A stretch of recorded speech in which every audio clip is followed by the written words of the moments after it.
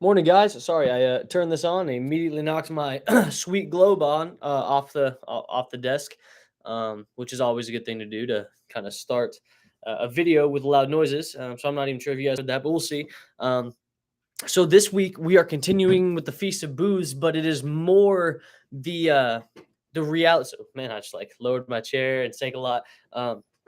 Last week we talked about what the Feast of Booths was, where it came from, and the reason it's a big deal. We talked about the fact that the Feast of Booths was a representation of a time, which is what most feasts were, that were a celebration of what God has done in the history of the Hebrew people, but also they would do so by remembering certain things that were not as exciting. So the Feast of Booths, they would go out, live in a booth for a week. It was a reminder of some of the time in the wilderness. That's a really like I'm not going into all this stuff, but it was also a reminder of the salvation that God was for them as they left. The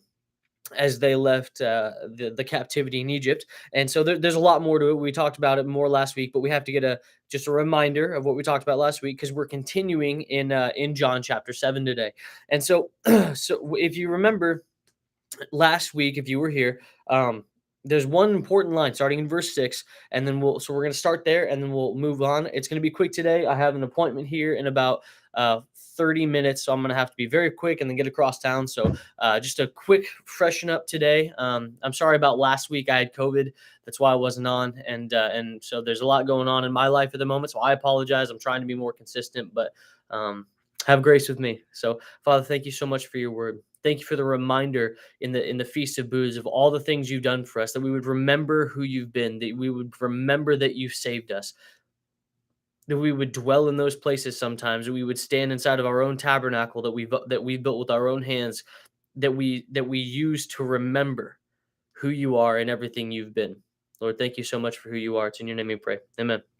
So Jesus said in verse 6, now his brothers didn't believe in him. Remember that? And so their thing for him is you have to go back a little bit to move forward to understand everything that's going on. So verse 4 of chapter 7 says, "For no one works in secret if he seeks to be known openly." Now that is the context for this next part. If we don't understand this portion, then it looks as if there's a contradiction in Scripture. Okay, or at least that Jesus is a liar. And this has been used a few times to say, well, was he going? Was he not going? Was he just lying? Or what was he saying? Okay, so he says, they say, they want for him to show himself and the works he does to the world if he is indeed a prophet. And so he says, this is his brothers talking to Jesus. For no one works in secret if he seeks to be known openly. If you do these things, show yourself to the world. For not even his brothers believed in him. And Jesus responds, my time has not yet come, but your time is always here. The world hates you, or the world cannot hate you, but it hates me because I testify that its works are evil. And so this whole portion is setting the scene for what's about to happen. He says, my time has not yet come. That is the second time he said so. The first time was the wedding at Cana, when his mom comes up and says, he says, hey, they're out of wine. And then he says, woman, my time has not yet come. By the way, CSM, to our youth group, don't just go up and call your mom woman. I've done it before. She may even be the one watching, right? Or one of the people watching. I don't know. But it doesn't work out well. There's weeping and gnashing of teeth. So don't do that.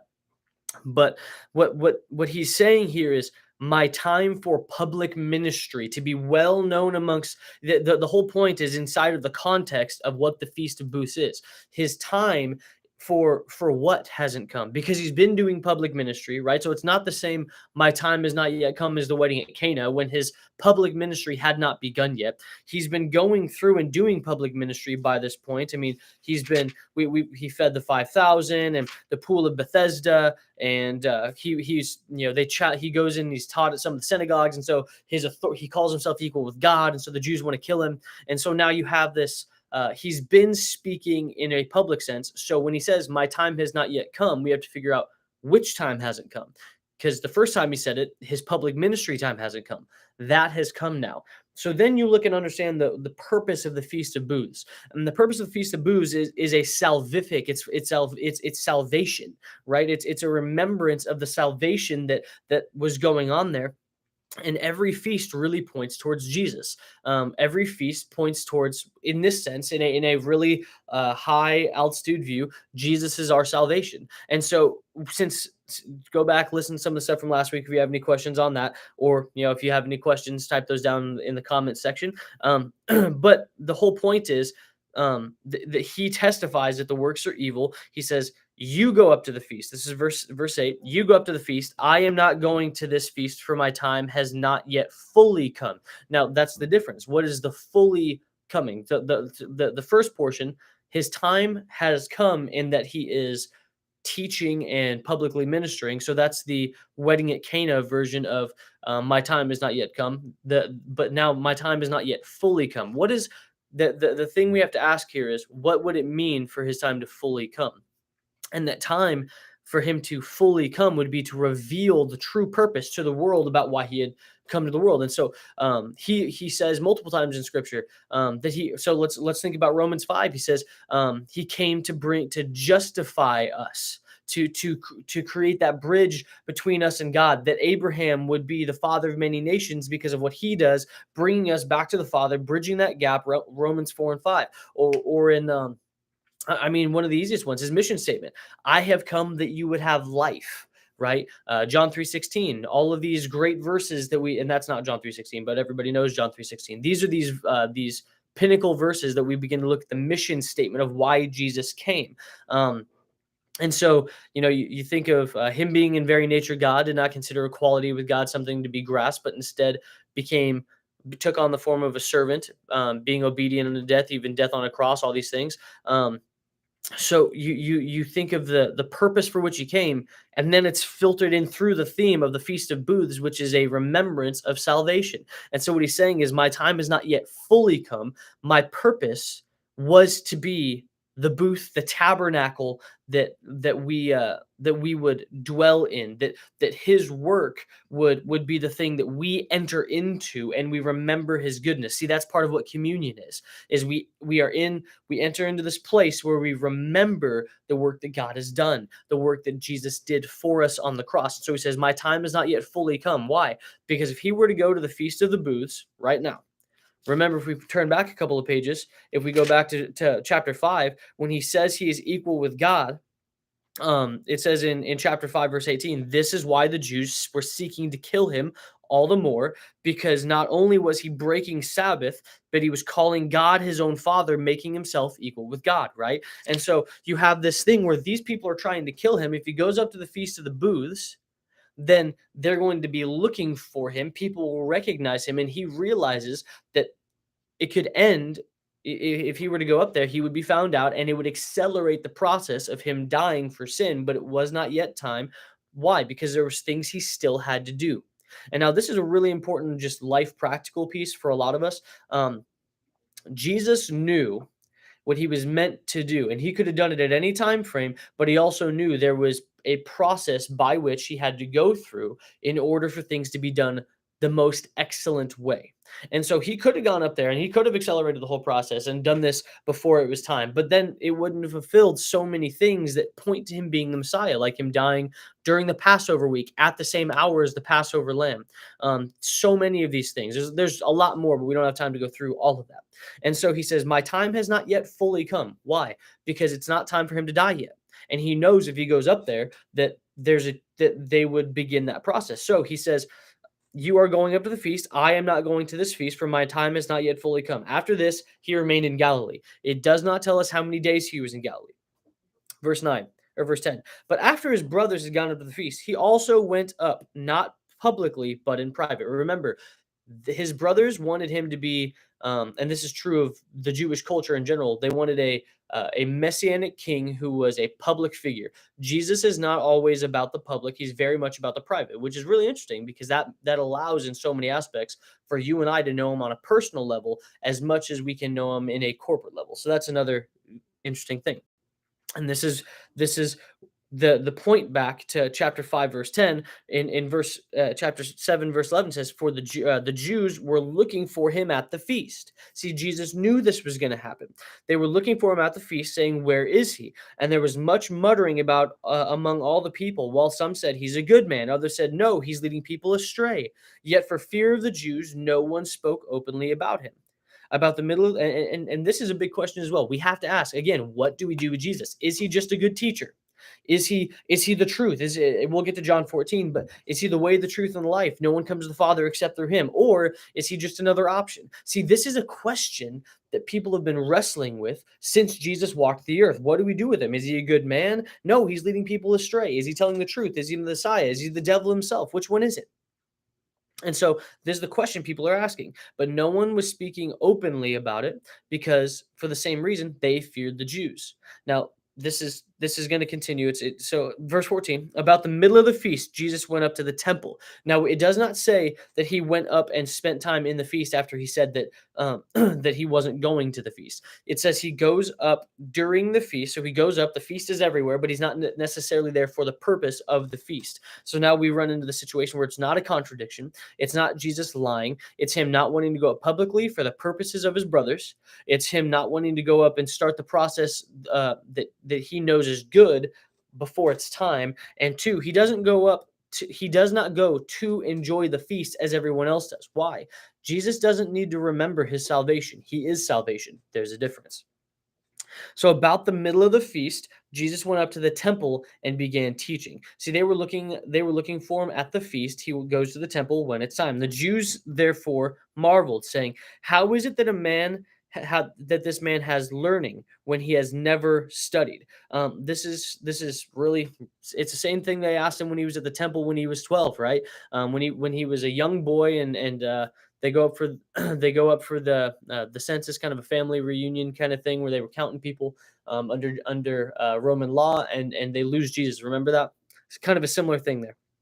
And the Jews marveled, saying, how is it that this man has learning when he's never studied? It's not that he'd never studied, just not in the context which they would understand studying, because he didn't have a teacher.